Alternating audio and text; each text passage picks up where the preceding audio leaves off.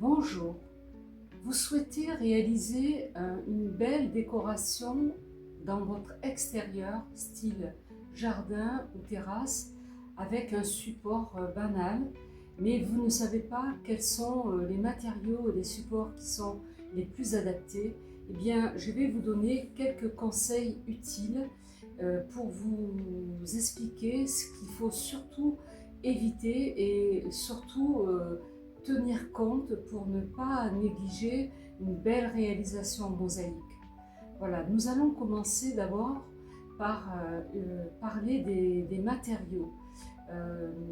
Donc j'ai préparé à côté de moi certains objets que je vais vous présenter et qui vont vous être nécessaires pour réaliser vos futures créations. Alors, vous savez que l'été, on aime bien être à l'extérieur, il fait chaud, on se retrouve entre amis, en famille, on a une belle table réalisée en mosaïque et tout le monde dit « Waouh, où as-tu acheté cette table ?» Eh bien, vous allez pouvoir répondre « Bien, c'est moi qui l'ai fait. » Pourquoi? Parce que je vais vous donner des astuces toutes simples pour pouvoir réaliser vous-même une création originale que vous ne trouverez pas ailleurs.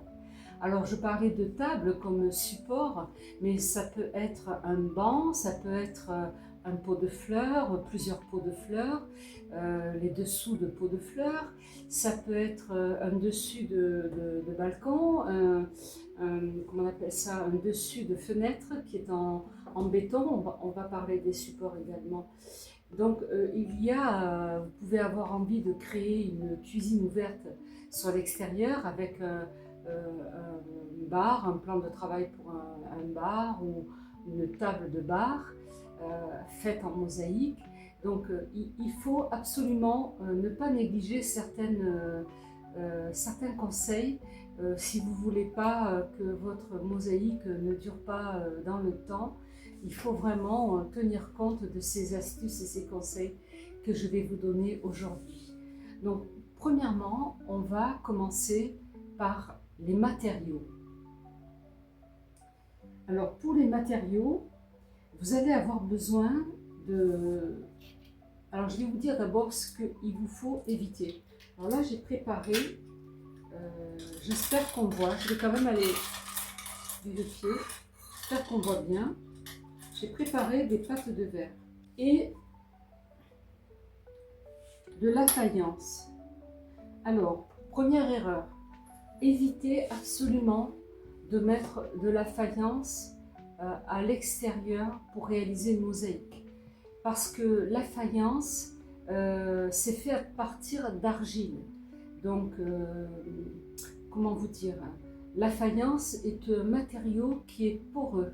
Donc, il ne résistera pas aux intempéries, au gel.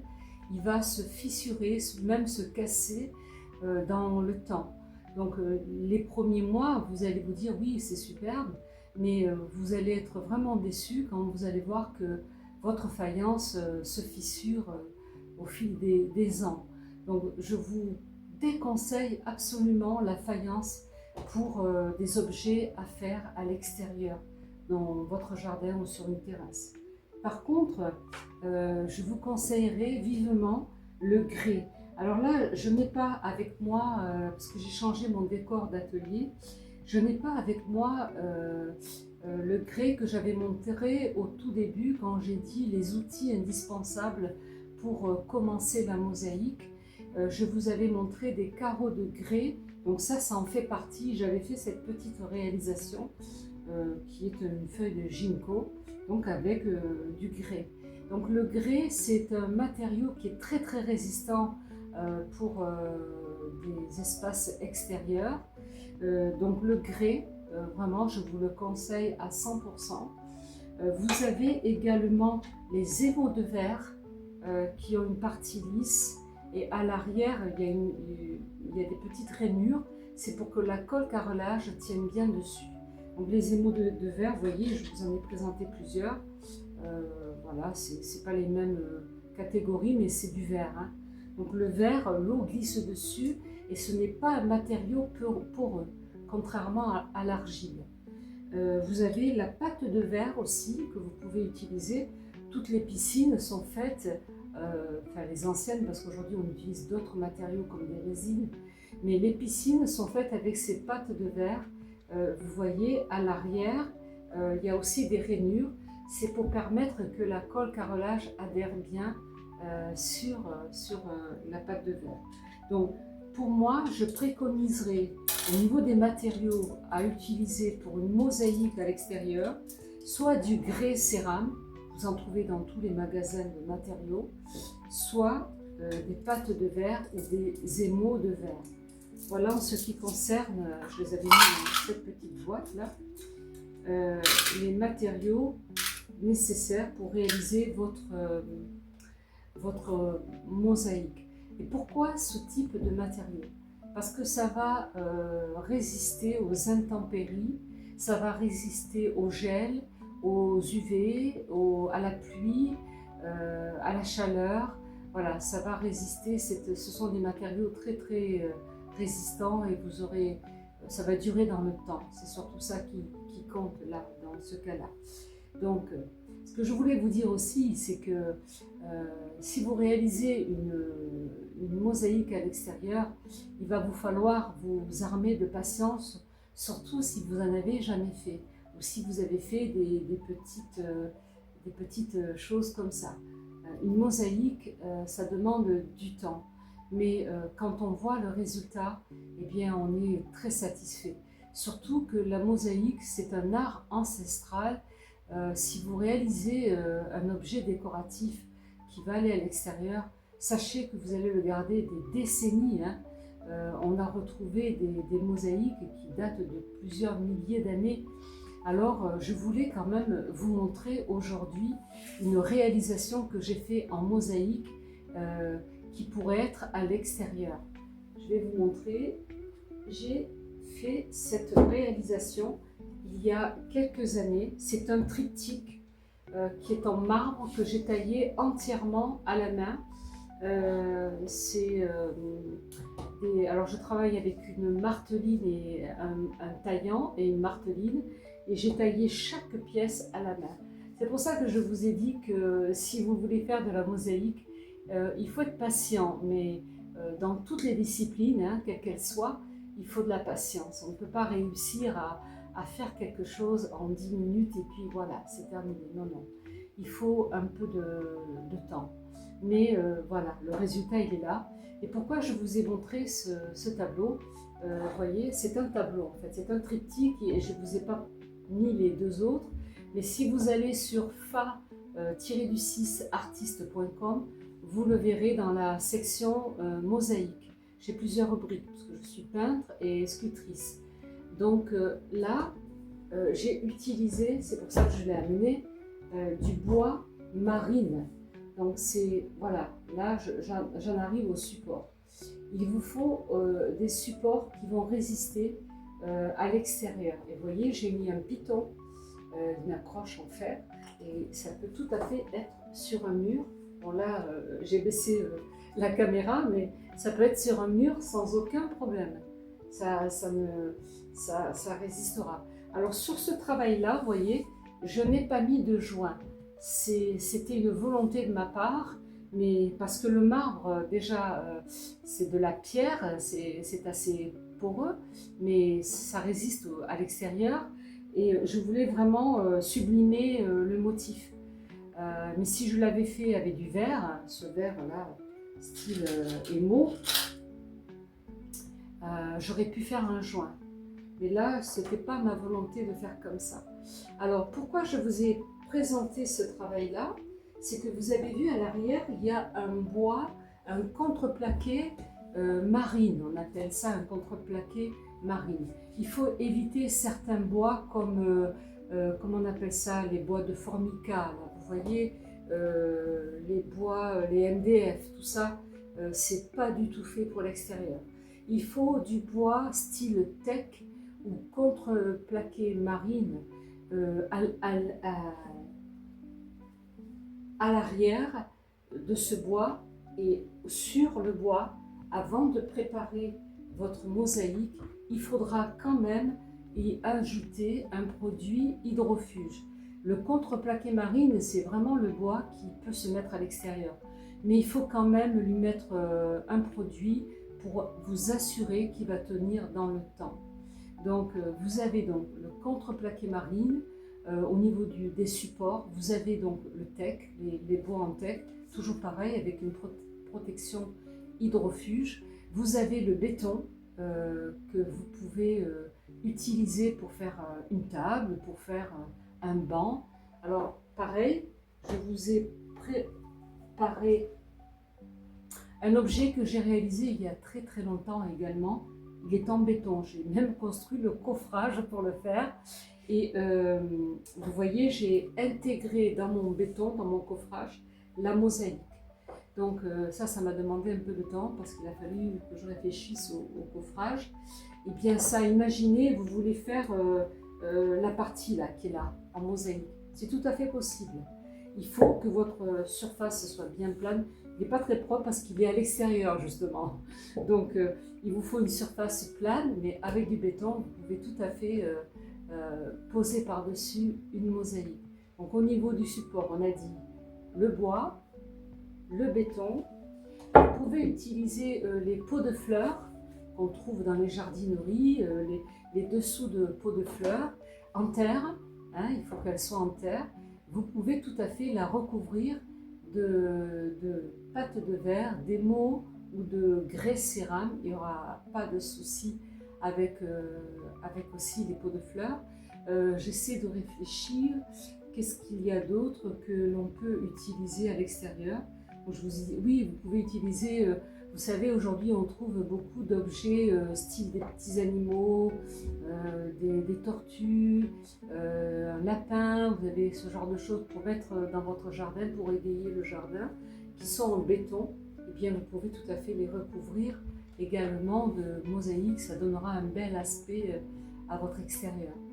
Donc je vous ai parlé des matériaux. Je vous ai parlé des supports et maintenant je vais vous parler de quelque chose qui est très très important à retenir. Vous voyez, je vous ai préparé ici ce que j'utilise pour l'intérieur quand je fais mes mosaïques. J'utilise, là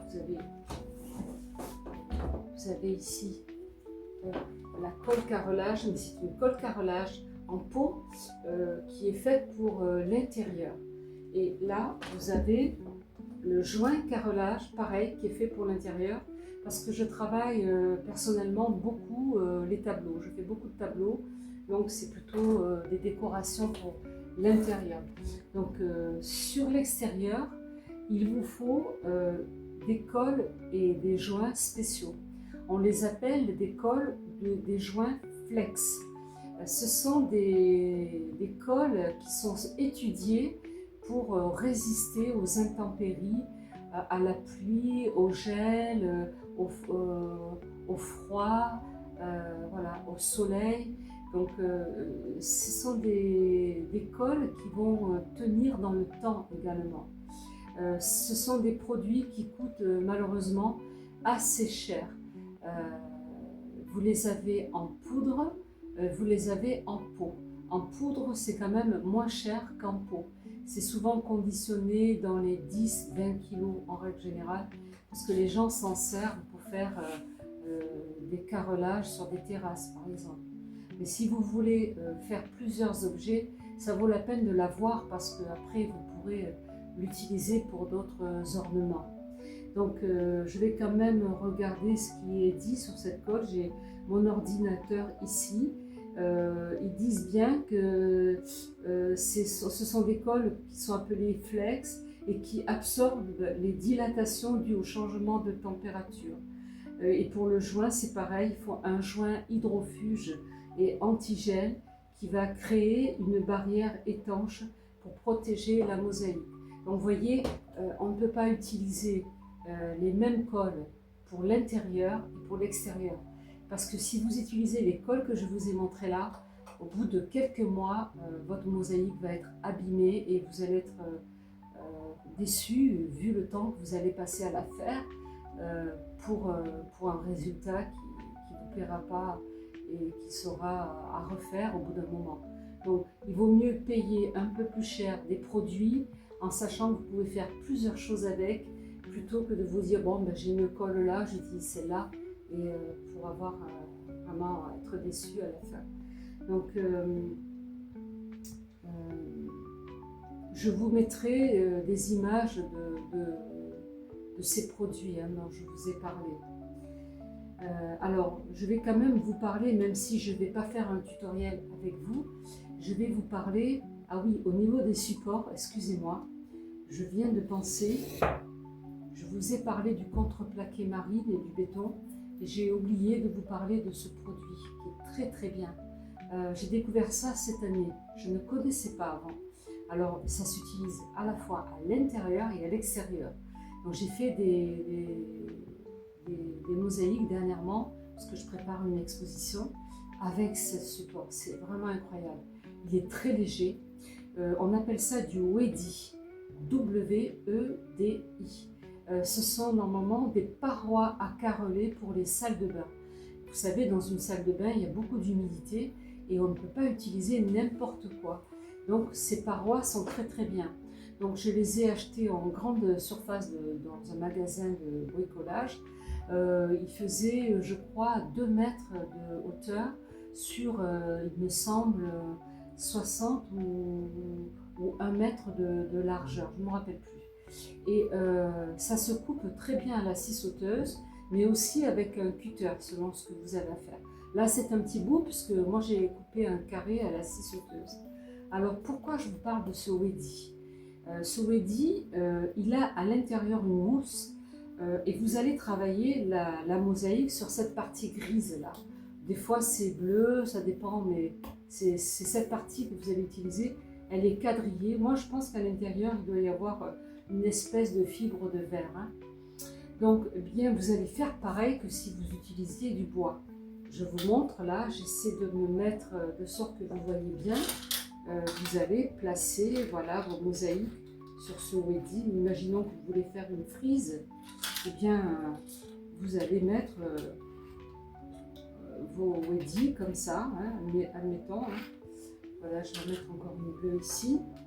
Et vous allez d'abord aller mettre votre colle carrelage flex, et puis vous allez poser vos mosaïques, vos tesselles comme ça dessus. Et bien ça ne bougera pas, parce que c'est un produit spécial, c'est un matériau qui est fait vraiment pour l'humidité, pour tout ce qui est qui peut être ennuyeux pour l'extérieur. Donc ça, c'est vraiment très très bien. Alors, qu'est-ce que j'allais vous dire? En ce qui concerne, là, le matériau, je pense que je vous l'ai dit, les supports, je vous l'ai dit, c'est au niveau de la colle que je voulais revenir avec vous. Pour la colle, il vous faut un couteau de maçon ou une spatule de maçon. Il vous faut également, là je l'ai ici, il vous faut donc de la colle, hein, que je n'ai pas ici puisque je n'ai pas de projet de faire quelque chose à l'extérieur, mais il vous faudra mettre de la colle sur votre support. Alors le support, il faut absolument qu'il soit propre, plane et lisse. Il faut vraiment qu'il n'y ait aucune aspérité dessus. Donc vous allez poser avec votre spatule la colle, pas plus de 2-3 mm au niveau de la colle carrelage flex, et vous allez venir avec cet outil, je ne sais pas comment ça s'appelle, mais c'est un outil à cranter, et vous allez venir comme ça, en diagonale ou en verticale et en horizontale, faire des tracés sur votre colle pour enlever le surplus. Pourquoi? Parce que sinon, quand vous allez poser vos mosaïques, vos tesselles, si vous le laissez tel quel, ça va déborder et il va y avoir de la colle sur les joints. Là. Et ça, il ne le faut pas. Donc, il faut vraiment enlever le surplus. Et vous faites 2-3 passages comme ça sur votre support. Donc, une fois que c'est fait, vous allez poser votre mosaïque dessus. Alors, je vais vous indiquer en quelques minutes les différentes techniques pour faire des réalisations à l'extérieur en mosaïque. Parce que, par exemple, je vous ai parlé de faire une table en mosaïque. Si vous faites une table en mosaïque, vous pouvez la faire en méthode, on appelle ça la méthode directe. C'est-à-dire vous allez poser votre colle et vous allez venir poser vos morceaux de mosaïque ici, un dessin ou des formes aléatoires, comme ici, vous voyez là, j'avais fait un papillon et j'avais fait ici des formes aléatoires, c'est-à-dire vous coupez vos mosaïques comme vous avez envie et vous les positionnez sur votre support. Si vous faites ça, il faut, le souci, si vous le faites en méthode directe, c'est que vous risquez, si la colle carrelage n'est pas à niveau, d'avoir des différences de hauteur. Ou alors, si vous utilisez par exemple là, c'est pratiquement le même niveau. Mais si vous utilisez du grès cérame, le grès cérame est plus haut au niveau de la hauteur que les émaux ou la pâte de verre. Donc, selon si vous utilisez plusieurs matériaux, la table va pas être plane hein, avec la méthode directe. Donc, la méthode directe, c'est vraiment, si vous faites une table comme ça, il faut que tous vos morceaux de mosaïque soient de la même hauteur pour que vous n'ayez aucun souci et pour avoir une table plane. C'est faisable, hein, mais bon, ça demande un peu plus dextérité, on va dire. Voilà, donc là, j'en reviens à mon support. Si vous faites une table comme ça, là, il faut vraiment respecter le fait que votre table ou le plan de travail d'une cuisine que vous allez mettre à l'extérieur, il faut vraiment respecter le fait que ça doit être plane. Maintenant, si c'est sur un mur, c'est pas gênant hein, qu'il y ait des superpositions de hauteur. Mais sur une table, vous n'avez pas le droit à l'erreur. Ou sur un plateau, vous n'avez pas le droit à l'erreur. Maintenant, si vous faites ça sur un pot de fleurs, il n'y a pas de souci. Si vous faites ça même sur un plateau en dessous de pot de fleurs, il faudra quand même respecter la hauteur pour éviter que le pot de fleurs tangue sur le plateau. Donc vous voyez, il y a quand même des choses à savoir en mosaïque.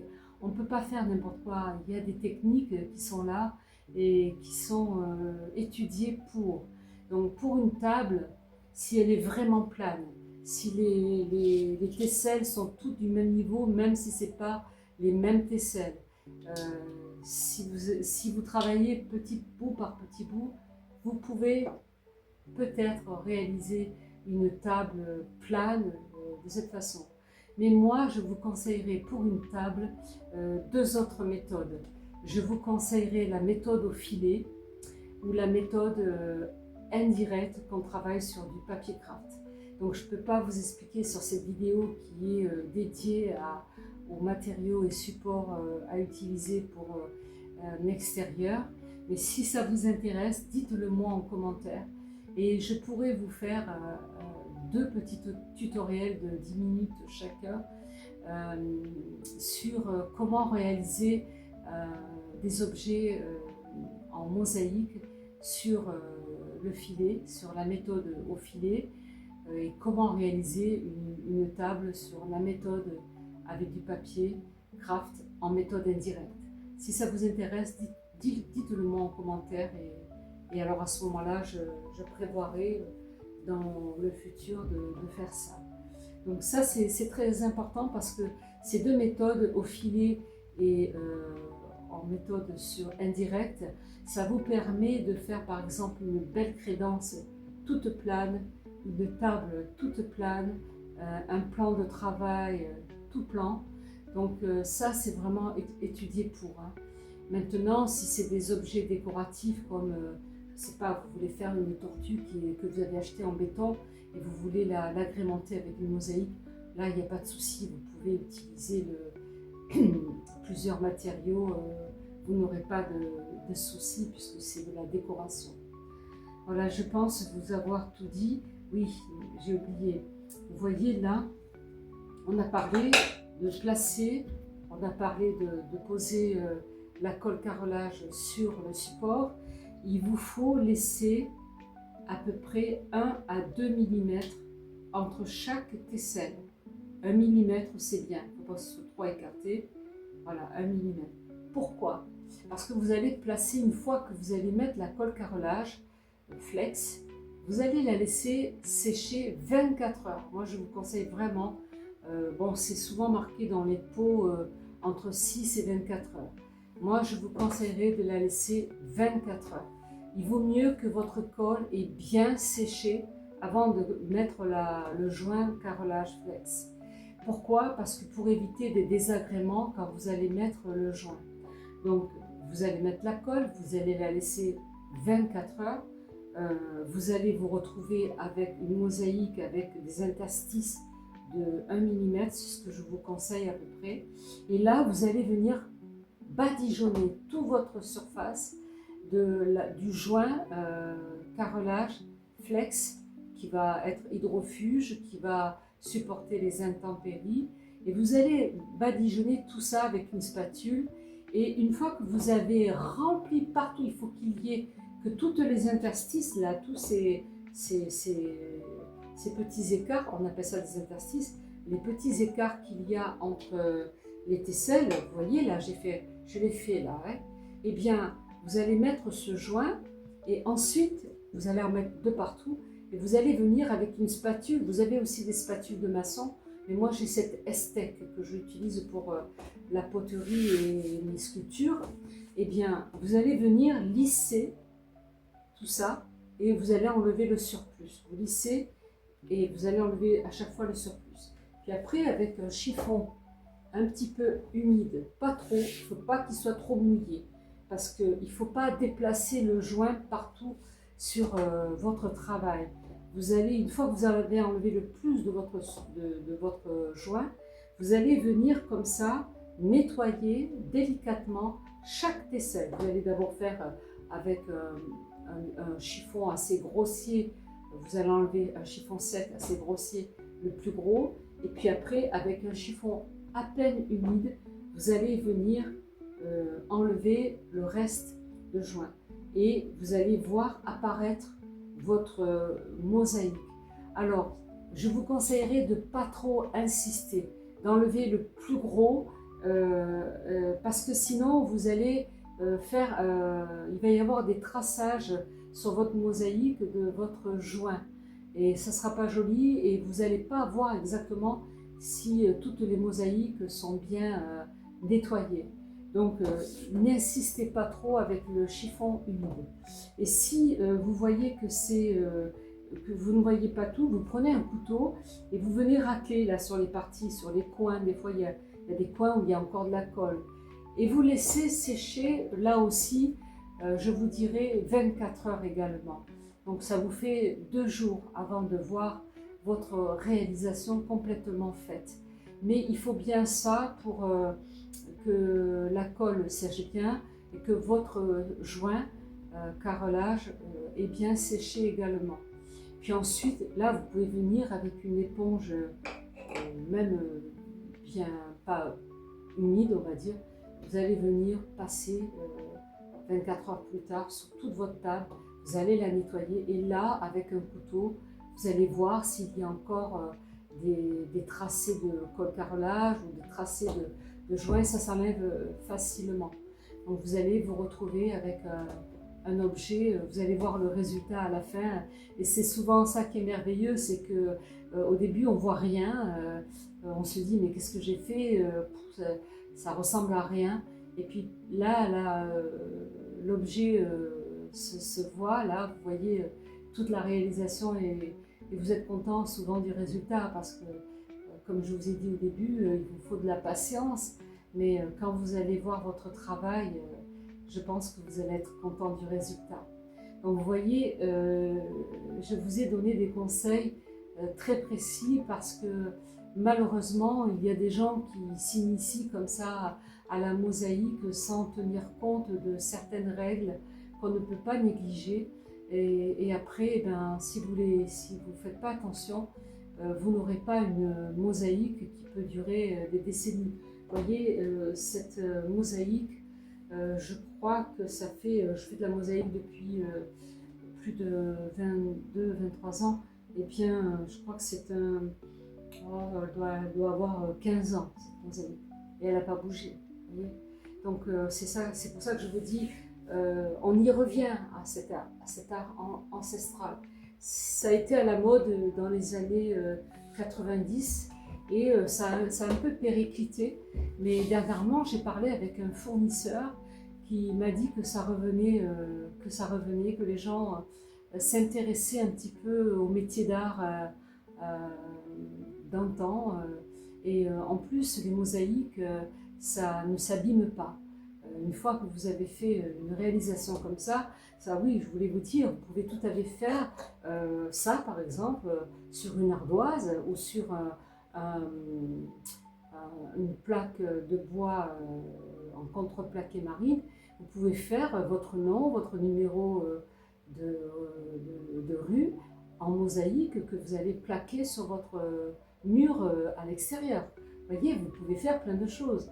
Moi, je vous ai dit ce qui me venait à l'esprit, mais vous pouvez tout à fait faire une lampe en béton que vous allez placer sur, alors avec une rallonge qui ne crème pas l'humidité, mais vous pouvez tout à fait faire une lampe en béton que vous allez recouvrir de mosaïque. Il y a plusieurs choses que vous pouvez faire. Donc je pense que j'ai fait le tour, je ne sais pas, j'essaie de réfléchir si j'ai oublié quelque chose. Je ne pense pas avoir oublié. Donc en tout cas, je pense que je vous ai donné les clés pour réaliser vous-même vos propres mosaïques. Et j'aimerais bien que vous me donniez un retour si vous faites quelque chose par vous-même. Ça me ferait vraiment très très plaisir. Et puis si vous avez aimé la vidéo, un petit pouce. Et puis abonnez-vous à ma chaîne, c'est gratuit, ça ne vous coûte rien. Vous savez, moi je démarre, donc je démarrais en mars. Donc je ne suis pas encore très très à l'aise avec l'image et de se filmer. Mais je vous remercie en tout cas pour toutes les personnes qui me suivent de regarder mes contenus. Et dites-moi si vous avez des idées, des suggestions. Et je remercie cet abonné qui m'a demandé de faire cette vidéo parce que j'y avais pas pensé. Et je vous remercie. Et je vous dis à très très bientôt. Et je vous souhaite de très très belles créations. Des créations que vous ne verrez pas ailleurs et qui vont surprendre vos invités quand ils viendront chez vous. Allez, à bientôt. Bonne réalisation. Au revoir.